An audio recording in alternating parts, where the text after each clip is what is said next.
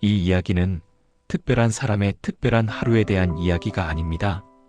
아주 평범했고 너무나 흔했고 그래서 더 지나쳐버린 하루에 대한 이야기입니다. 그때는 꼭 지금이 아니어도 된다고 생각했습니다. 시간은 늘 넉넉하게 주어져 있고 기회는 언제든 다시 올 것이라고 믿었습니다. 여러분께도 그런 말이 있으신가요? 입 밖으로 꺼내지 못하고 마음속에만 간직해둔 그런 말 말입니다. 김수영 시인은 이렇게 말했습니다. 사랑하는 것은 사랑을 받는 이보다 행복하나니? 하지만 그 사랑을 표현하지 못했을 때의 마음은 어떻게 설명해야 할까요? 사람은 누구나 한두 마디쯤은 끝내 하지 못한 말이 있습니다. 그 말이 목에 걸린 것처럼 사라지지 않고 남아있는 경우도 있습니다. 밤마다 되새김질하듯 떠올리게 되는 그런 말들이요. 저도 그랬습니다. 아주 오래전부터 말하지 못한 말이 하나 있었습니다. 그때는 그 말이 그렇게 중요한 줄 몰랐습니다. 지금이 아니라도 내일이 있고 내일이 아니라도 모레가 있을 거라고 안일하게 생각했습니다. 영화 국제시장에서 덕수가 이런 말을 했습니다. 아버지, 나 약속 다 지켰어요? 그 대사를 들을 때마다 가슴이 먹먹해지는 건 아마도 우리 모두에게 지키지 못한 약속이 있기 때문이 아닐까요? 말로 하지 못한 약속, 표현하지 못한 감정, 전하지 못한 마음. 사람은 늘 그렇게 생각합니다. 오늘이 아니어도 내일이 있고 내일이 아니어도 다음이 있을 거라고요. 드라마 미스터 션샤인에서 애신이 유진에게 했던 말이 기억납니다. 슬픈 결말은 나중에 봅시다. 인생에서 나중은 늘 예고 없이 찾아옵니다. 하지만 지나고 나서야 알게 되더군요. 말이라는 것은 기다려주지 않는다는 것을요. 시간이라는 것은 우리가 생각하는 것보다 훨씬 더 무정하고 훨씬 더 빠르다는 것을요. 이 이야기는 특별한 사람의 특별한 하루에 대한 이야기가 아닙니다. 아주 평범했고 너무나 흔했고 그래서 더 지나쳐버린 하루에 대한 이야기입니다. 박완서 작가는 그 많던 싱아는 누가 다 먹었을까에서 이렇게 썼습니다. 내가 그리워하는 것은 사람이 아니라 돌아갈 수 없는 그때였다. 아마 이 이야기를 듣고 계신 당신도 비슷한 하루를 살아오셨을 겁니다. 그래서 지금 이 이야기가 조금은 당신의 이야기처럼 느껴질지도 모르겠습니다. 황순원 작가의 소나기를 기억하십니까? 소녀가 소년에게 건넨 말없는 감정들, 그리고 돌이킬 수 없게 흘러간 시간. 우리는 모두 각자의 소나기를 가슴에 품고 살아갑니다. 그 시절에 저는 늘 바쁘다는 말을 입에 달고 살았습니다. 정말로 바빴느냐고 물어보신다면 지금 생각해보면 꼭 그렇지만도 않았습니다. 하지만 그때의 저는 바쁘다는 말이 가장 편했고 가장 안전한 변명이었습니다. 영화 7번 방의 선물을 보셨습니까? 용구가 예승이에게 해주지 못한 것들이 많았지만 그의 마음만은 진심이었습니다. 우리도 그렇게 살지 않았습니까? 마음은 진심이었으나 표현은 부족했던 그런 시간들을요. 요즘 일이 많아서요?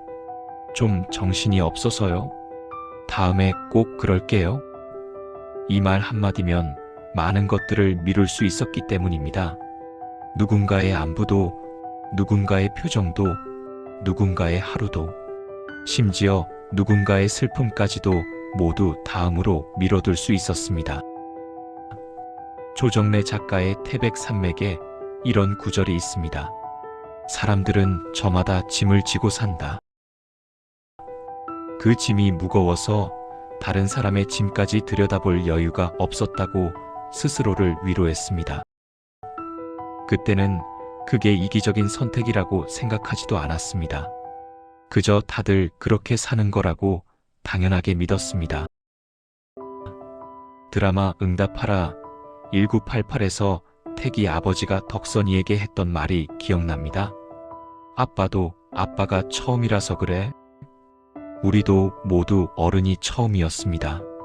남편이 처음이었고, 아내가 처음이었고, 부모가 처음이었습니다.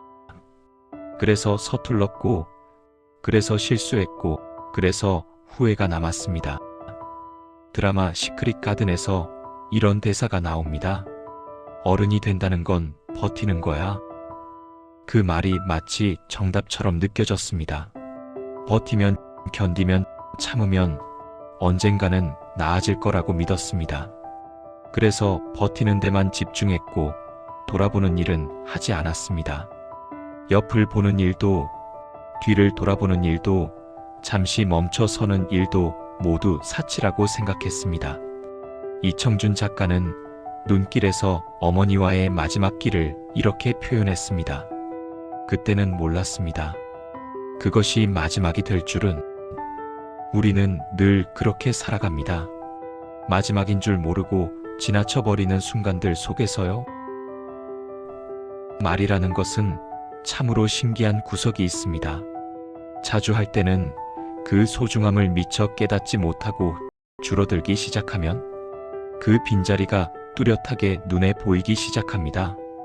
저희 집도 그랬습니다. 어느 순간부터 대화가 점점 줄어들었습니다. 박경리 작가의 토지에 이런 문장이 있습니다. 말하지 않아도 아는 것이 있고 말해도 알 수 없는 것이 있다.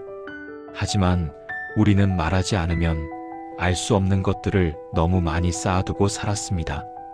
아침에는 다녀오겠습니다. 저녁에는 왔어요? 그 사이에 긴 시간은 아무도 묻지 않았습니다. 그 하루가 어땠는지, 힘들지는 않았는지, 무슨 생각을 했는지, 어떤 일이 있었는지, 그런 질문은 언제부터인가 점점 사라졌습니다. 필요 없다고 생각했던 건지 아니면 물어볼 용기가 없었던 건지 지금도 잘 모르겠습니다. 영화 8월의 크리스마스를 기억하십니까? 정원이 다림에게 전하지 못한 마음들이 화면 가득 배어 있었습니다. 내년 8월에 또 만나요? 그 약속이 지켜질 수 없다는 걸 알면서도 말하지 못하는 그 마음이요? 말이 없어진 자리는 조용해졌지만 이상하게도 편안하지는 않았습니다.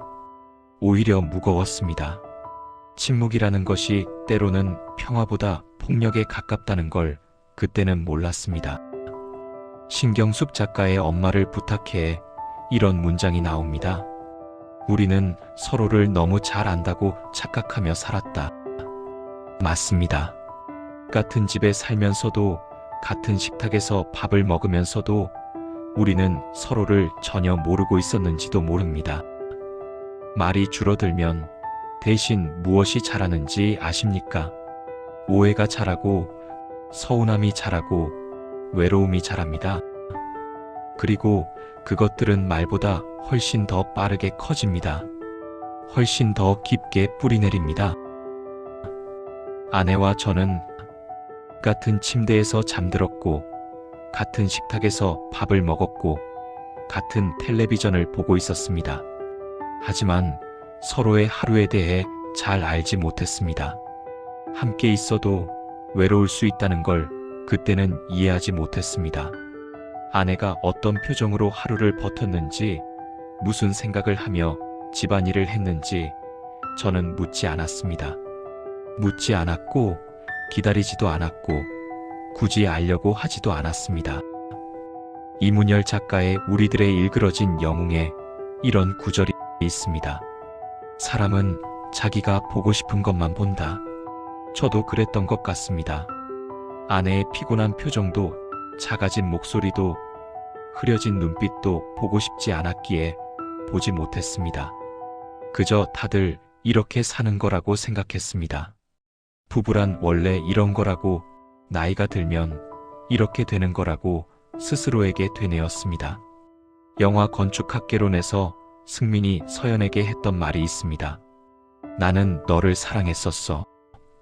과거형으로 말해야 하는 사랑의 슬픔을 이제야 조금 이해하게 됩니다. 하지만 지금 생각해보면 그건 이해가 아니라 회피였던 것 같습니다. 불편한 진실을 마주하지 않기 위한 도피였던 것 같습니다. 변화를 받아들이지 않기 위한 부정이었던 것 같습니다. 최인훈 작가의 광장에서 이명준이 선택의 기로에 섰던 것처럼 우리도 매일 선택을 해야 했습니다. 침묵할 것인가? 말을 할 것인가? 다가갈 것인가? 물러날 것인가? 그리고 저는 늘 더 쉬운 쪽을 선택했습니다. 침묵을 선택했고 물러남을 선택했습니다. 어느 날 저녁이었습니다. 밥을 먹고 설거지를 마친 뒤 거실에서 텔레비전을 켰을 때 드라마에서 이런 대사가 나왔습니다. 당신 하루는 어땠어요? 그 말이 이상하게도 귀에 콕 박혔습니다.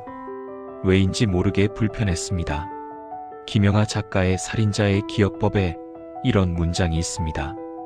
기억하고 싶지 않은 것들이 가장 선명하게 남는다. 그 대사가 그랬습니다. 잊고 싶은데 자꾸만 떠올랐습니다. 아무렇지 않은 한마디였는데 그날따라 그 대사가 쉽게 지나가지 않았습니다. 아내는 아무 말 없이 화면을 응시하고 있었고 저는 괜히 리모컨만 이리저리 만지작거렸습니다. 드라마 나의 아저씨에서 지안이 동훈에게 했던 말이 떠올랐습니다. 아저씨 힘들었죠? 많이. 그 말 한마디가 사람을 얼마나 위로할 수 있는지 그때는 몰랐습니다. 그 질문을 왜 하지 않았는지 그때는 설명할 수 없었습니다. 두려웠던 걸까요? 아니면 귀찮았던 걸까요? 지금에서야 조금은 알 것 같습니다. 대답을 듣는 것이 무서웠던 것 같습니다.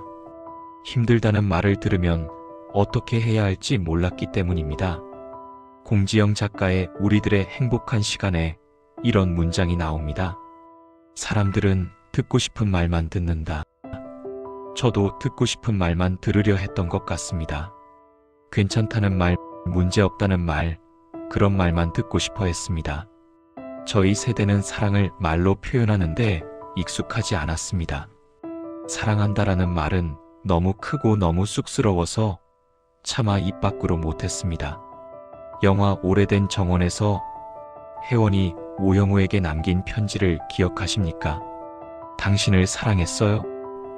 그 문장 하나에 담긴 수많은 시간과 감정들을요. 우리 세대는 그 말을 입 밖으로 내는 것이 오히려 사랑을 가볍게 만드는 것처럼 느껴졌습니다. 대신 일을 했고 책임을 졌고 묵묵히 버텼습니다. 그게 사랑의 표현이라고 믿었습니다. 이회수 작가는 하악하악에서 이렇게 말했습니다. 사랑은 언어가 아니라 행동이다. 맞는 말입니다. 하지만 행동만으로는 부족할 때가 있습니다. 말이 필요할 때가 있습니다. 아버지도 그랬습니다. 아버지는 단 한 번도 저에게 사랑한다는 말을 하지 않으셨습니다. 대신 새벽같이 집을 나가 밤늦게 돌아오셨고 말없이 식탁에 앉아 밥을 드셨습니다. 영화 국제시장의 덕수처럼 아버지도 자신의 것은 뒤로 미루고 가족을 위해 살았습니다. 그 뒷모습이 사랑이라고 생각하며 자랐습니다. 그래서 말로 표현할 필요가 없다고 배웠습니다. 최인호 작가의 별들의 고향에 이런 대사가 있습니다. 사랑이 뭐길래 이렇게 아픈가요? 사랑은 말하지 않아도 아플 수 있고 말하지 못해서 더 아플 수 있다는 걸 이제야 알게 됩니다. 그래서 저도 그렇게 사랑하는 사람이 되어버렸는지도 모르겠습니다. 말없이 버티는 것이 사랑이고 참고 견디는 것이 책임이라고 믿으며 살아온 그런 사람으로요. 어느 날 아침이었습니다. 거울 앞에 서서 면도를 하고 있었습니다. 아무 생각 없이 수염을 깎다가 문득 거울 속 제 표정을 보게 됐습니다. 그 순간 소스라치게 놀랐습니다. 아버지와 똑같은 표정이 거기 있었기 때문입니다. 말이 없고 생각이 많은 그 표정, 무언가를 삼키고 참아낸 그 표정이었습니다. 드라마 응답하라 1994에서 쓰레기가 했던 말이 떠올랐습니다. 아빠 닮기 싫었는데 어느새 아빠가 되어 있더라. 그 순간 이상하게도 마음이 복잡해졌습니다.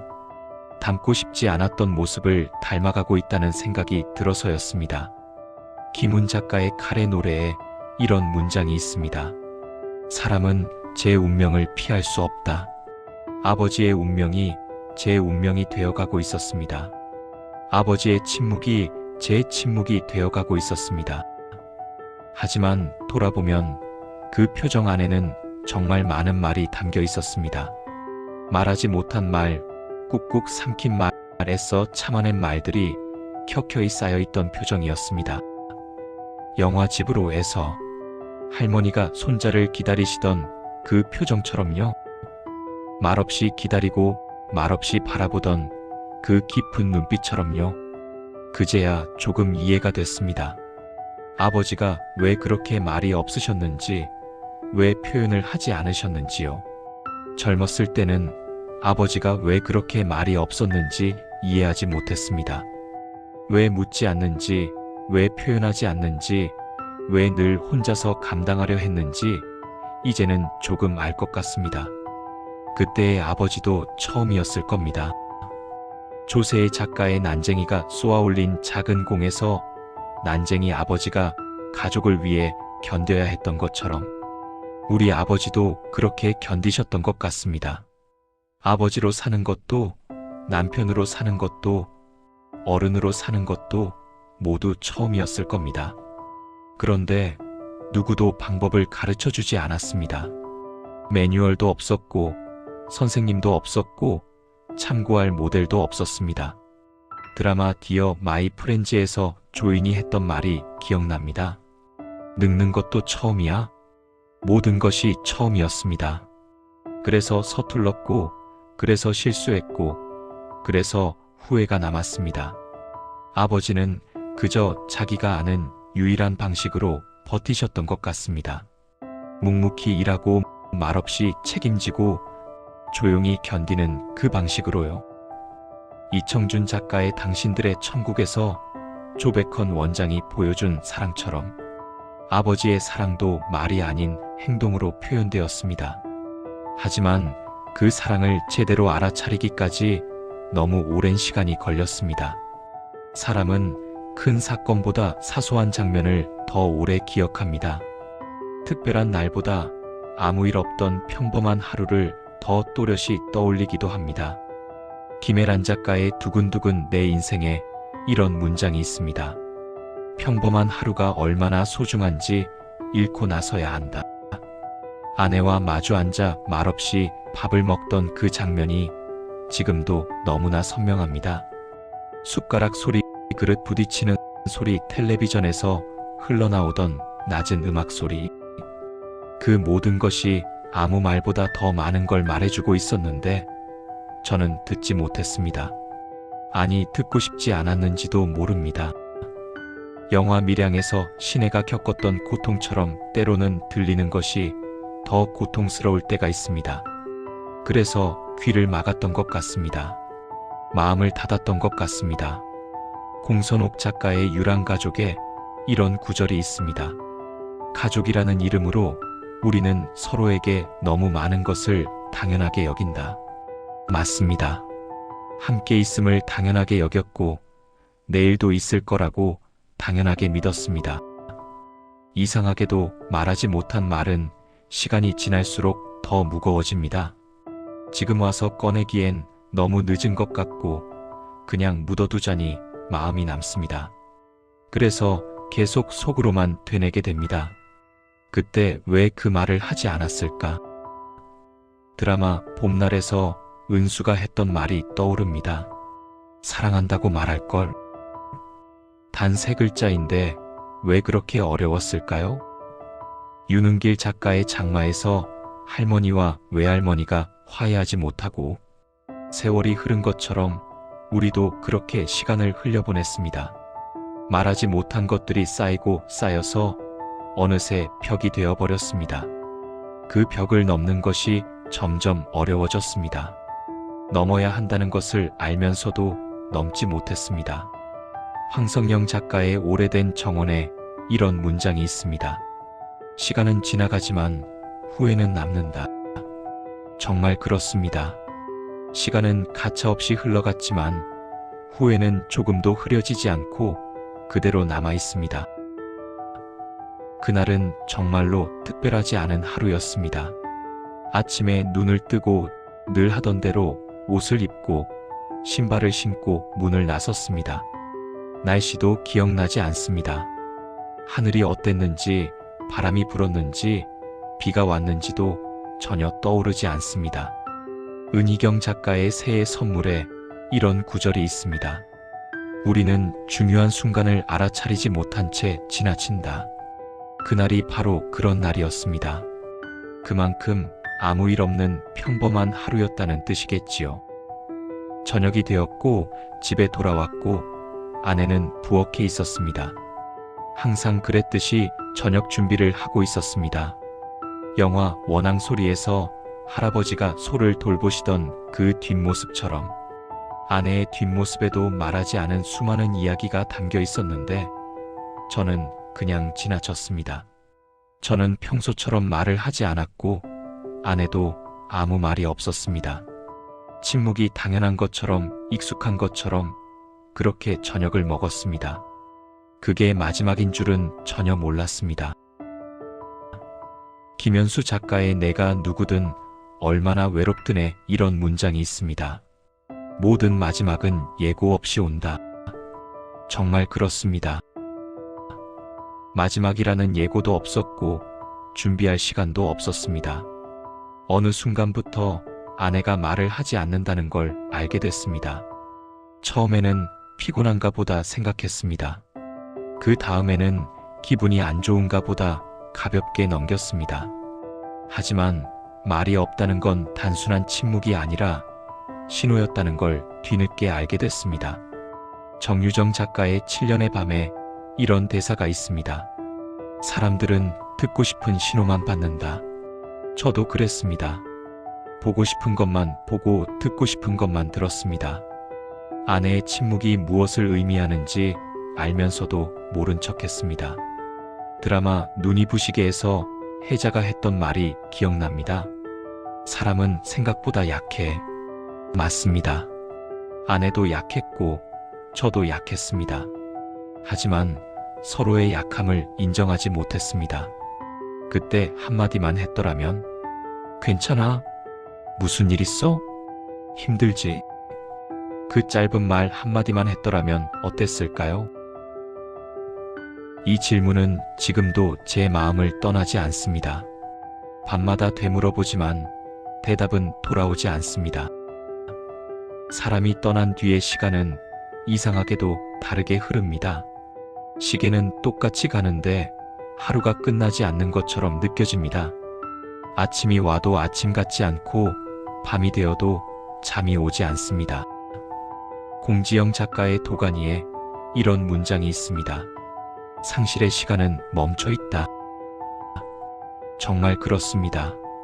시간은 흐르는데 제 마음은 그날에 멈춰 있었습니다. 집 안에는 아직 아내의 흔적이 곳곳에 남아 있었습니다. 컵 하나, 수건 하나, 의자에 걸린 외투 하나, 창가에 놓인 화분 하나. 그 모든 것이 말을 걸어오는 것 같아 차마 손대지 못했습니다. 영화 봄날은 간다에서 상우가 은수를 그리워하던 것처럼 저도 그렇게 아내의 흔적 하나하나를 붙들고 있었습니다. 김소진 작가의 장석존의 사람들의 이런 구절이 나옵니다. 부재는 존재보다 더 강하다. 없다는 것이 있을 때보다 더 크게 느껴졌습니다. 정리라는 것은 참 이상한 일입니다. 버릴 수 있는 것과 버릴 수 없는 것이 한꺼번에 눈에 들어옵니다. 쓸모는 없지만 마음이 남는 것, 다시 쓸 일은 없지만 손이 가는 것. 아내의 물건들을 하나씩 꺼내보았습니다. 옷도 신발도 화장품도 모두 그대로 있었습니다. 드라마 비밀의 숲에서 황시목이 했던 말이 떠올랐습니다. 사람은 떠나도 흔적은 남는다. 그 흔적 하나하나가 저를 무너뜨렸습니다. 그러다 아내의 수첩을 발견했습니다. 작은 수첩이었고 몇 장 안 되는 메모가 있었습니다. 천명관 작가의 고래에 이런 문장이 있습니다. 작은 것들이 가장 큰 의미를 담는다. 정말 그렇습니다. 짧은 메모였고 특별한 말은 없었지만 오늘도 수고했어요. 그 문장 하나에 그동안 하지 못했던 말들이 모두 담겨 있는 것 같았습니다. 아내가 저에게 전하고 싶었던 모든 말이 그 짧은 한 줄에 녹아 있었습니다. 어느 날 밤 불 꺼진 거실에 혼자 앉아 생각했습니다. 말이라는 것은 언제 해야 하는 걸까요? 때가 있는 걸까요? 기회가 정해져 있는 걸까요? 너무 늦은 말은 의미가 없을까요? 김중혁 작가의 좀비들에 이런 구절이 있습니다. 늦은 것은 없다. 다만 지금이 있을 뿐. 그 말이 위로가 되었습니다. 늦었어도 말은 마음에 남았습니다. 전하지 못했어도 그 마음은 사라지지 않았습니다. 그래서 그날 밤 처음으로 말을 꺼냈습니다. 아무도 없는 거실에서 혼자서요. 영화 러브레터에서 히로코가 산을 향해 외쳤던 것처럼 저도 빈 거실을 향해 말했습니다. 사랑했어요. 고마웠어요. 미안해요. 목소리가 떨렸습니다. 눈물이 났습니다. 하지만 말을 하고 나니 조금 가벼워졌습니다. 정호승 시인의 수선화에게처럼 울지 말라. 외로우니까 사람이다. 혼자라는 것을 받아들이고 그 속에서 말을 꺼냈습니다. 이 이야기를 지금에서야 꺼내는 이유는 단 하나입니다. 혹시 이 이야기를 듣고 계신 당신이라면, 아직 말할 수 있다면, 아직 묻을 수 있다면 오늘은 미루지 않았으면 해서입니다. 안도현 시인의 너에게 묻는다에 이런 구절이 있습니다. 사랑하고 있습니까? 누군가를. 만약 사랑하는 사람이 있다면 오늘 그 말을 해주세요. 바쁘다는 말로 넘기지 말고, 괜찮다는 말로 덮지 말고 한마디만 해주셨으면 합니다. 오늘 하루는 어땠어요? 드라마 이상한 변호사 우영우에서 영우가 했던 말처럼 나는 당신이 궁금합니다. 그 말 한마디가 누군가의 하루를 바꿀 수 있습니다. 누군가의 인생을 바꿀 수 있습니다. 이 이야기를 듣고 계신 여러분 중에는 아마도 비슷한 경험을 하신 분도 계실 겁니다. 후회가 남는 분도 계실 겁니다. 하지만 우리는 아직 시간이 있습니다. 나이덕 시인의 그 여름의 끝에 이런 구절이 있습니다. 끝이라고 생각한 곳에서 다시 시작할 수 있다. 정말 그렇습니다. 늦었다고 생각하는 그 순간이 시작입니다. 오늘 집에 돌아가시면 가족에게 한마디 건네보세요. 오늘 어땠어? 힘들지 않았어? 괜찮아? 짧은 말이지만 그 말이 누군가에게는 큰 위로가 됩니다. 영화 태극기 휘날리며에서 진태가 진석에게 했던 말처럼 형이 꼭 살려줄게. 우리도 서로에게 그런 말을 해줄 수 있습니다. 내가 곁에 있을게. 사람은 떠나고 나서야 깨닫습니다. 말하지 못한 말이 얼마나 마음에 오래 남는지를요. 그래서 지금 이 순간 이 이야기를 마무리하며 이 말 한마디를 남깁니다. 오늘 하루는 어땠습니까? 이 말은 누군가의 하루를 묻는 말이지만 사실은 당신이 여기 있다는 게 고맙습니다. 라는 뜻이기도 합니다. 신경림 시인의 가난한 사랑 노래에 이런 구절이 있습니다. 가난하다고 해서 외로움을 모르겠는가? 우리는 모두 외롭습니다. 하지만 그 외로움을 나눌 수 있습니다.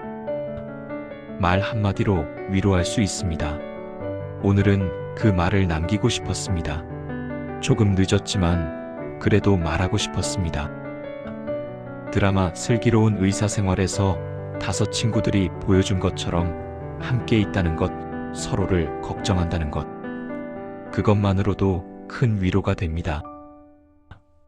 백석 시인의 나와 나타샤와 흰 당나귀처럼 가난한 내가 아름다운 나타샤를 사랑해서 우리도 서로를 사랑할 수 있습니다. 표현하지 못했어도 마음은 전해집니다. 하지만 가능하다면 말로 표현해 주세요. 사랑합니다. 고맙습니다. 미안합니다. 그 말들이 누군가의 인생을 바꿀 수 있습니다. 여러분은 어떤 말을 남기고 싶으신가요? 오늘 밤 누군가에게 전하고 싶은 말이 있으신가요? 함석헌 선생의 말씀처럼 씨앗은 죽어야 꽃이 핀다. 우리의 후회도 씨앗이 되어 다른 누군가의 삶에 꽃을 피울 수 있습니다. 여러분의 이야기를 댓글로 남겨주시면 더 많은 마음을 나눌 수 있습니다. 좋아요와 구독으로 공감을 표현해주세요. 함께 나누는 것, 그것이 우리가 할 수 있는 작은 위로입니다. 이만 이야기를 마치겠습니다. 오늘도 수고하셨습니다. 그리고 사랑합니다.